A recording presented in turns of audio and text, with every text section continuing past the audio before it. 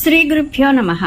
యుధిష్ఠిరుడు, పితామహ, లోకంలో అందరికీ ఇష్టుడు, సమస్త గుణయుక్తుడు ఎవరు అని అడిగాడు. భీష్ముడు చెప్పాడు, యుధిష్ఠిర, నీ ఈ ప్రశ్నకు సమాధానంగా నారదుని విషయమై శ్రీకృష్ణ ఉగ్రసేనులకు జరిగిన సంవాదాన్ని చెప్తాను. ఒక రోజున ఉగ్రసేనుడు శ్రీకృష్ణునితో, జనార్దన, అందరూ నారదుని గుణాలను ప్రశంసిస్తూ ఉంటారు. అందువల్ల అతడు గొప్ప గుణవంతుడని తెలుస్తోంది. నాకు అతని గుణాలను వివరించు అని అడిగాడు. శ్రీకృష్ణుడు చెప్పాడు, రాజా వినండి. నారదుని ఉత్తమ గుణాలను సంక్షిప్తంగా చెప్తాను. అతడు ఎంతటి విద్వాంసుడో అంతటి సచ్చరిత్రుడు. కానీ తన సత్ప్రవర్తనను గురించి అతనికి మనసులో ఏమాత్రం గర్వం లేదు. అందుకని అతనికి అన్ని చోట్ల ఆదరం ఉంది. నారదునిలో అసంతోషం, క్రోధం, చాపల్యం, భయం మొదలైన దుర్గుణాలు లేవు. అతడు ఏ కోరిక వలన గాని లాభం వలన గాని తన మాట మార్చడు. అందువల్ల అందరికీ పూజ్యుడు. అధ్యాత్మ శాస్త్రంలో పండితుడు, క్షమాశీలుడు, శక్తిమంతుడు, జితేంద్రియుడు, సరళుడు, సత్యవాది అవడం వల్ల అన్ని చోట్ల అతనిని పూజిస్తారు. తేజస్సు, యశస్సు, బుద్ధి, జ్ఞానం, వినయం, ఉత్తమ కులం, తపస్సులలో కూడా అతడు అందరికంటే అధికుడు. అతని స్వభావం చాలా మంచిది. అతడు అందరినీ ఆదరిస్తాడు. పవిత్రంగా ఉంటూ మంచి మాటలు చెప్తాడు. ఎవరి పట్ల ఈర్ష్యపడడు. ఈ గుణాల వల్లనే అతనికి సర్వత్రా గౌరవం కలుగుతోంది. అతడు అందరికీ మేలు చేస్తాడు. అతని మనసులో కొద్దిగా కూడా మాలిన్యం లేదు. అతని సహనశక్తి కూడా ఎక్కువే. అందరినీ అతడు సమదృష్టితో చూస్తాడు.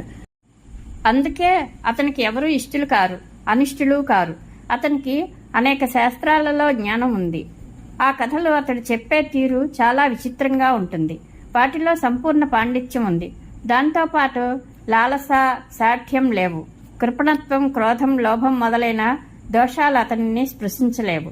నా యందు అతనికి దృఢమైన భక్తి. అతని హృదయం పరిశుద్ధం. శాస్త్రాలు తెలిసినవాడు, దయాళువు, మోహాది దోషాలు లేనివాడు. అతని బుద్ధిలో సందేహానికి తావే లేదు. అతడు చాలా గొప్ప వక్త. అతని మనసు విషయభోగాల వైపు మళ్ళదు. అతడు ఎప్పుడూ తన్ను తాను ప్రశంసించుకోడు. ఈర్ష్యకు దూరంగా ఉంటాడు. మధురంగా మాట్లాడుతాడు. అందుకని అతనికి సర్వత్రా ఆదరం ఉంది. ఏ శాస్త్రం పట్ల అతనికి దోషదృష్టి లేదు. సమయాన్ని వ్యర్థపుచ్చడు. మనసును అదుపులో ఉంచుకుంటాడు. అతని బుద్ధి పవిత్రము. సమాధితో అతడు ఎన్నడూ తృప్తి పడలేదు.